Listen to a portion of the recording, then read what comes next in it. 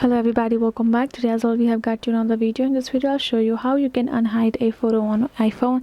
But before that, please do make sure to like our video, subscribe our channel, and without any further delay we're simply gonna go ahead and step into our video. For the matter, simply go ahead, first access your Photos app, and then first cross this out, go back and go to this option called Albums again, right?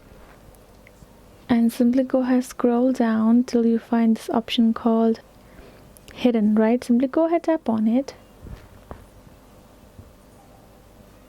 So here in this section, since we have added the Face ID as the security measure, we're gonna tap on that particular video or the photo that we have saved. We're gonna go ahead, tap on three-dot icon given beside and tap on this unhide option and then we will be able to unhide that particular picture, and we can store it to whichever album we would like. So that is the way we can do it. Hope this video was helpful to you all. Thank you so much for watching, and I will be seeing you guys in our next video.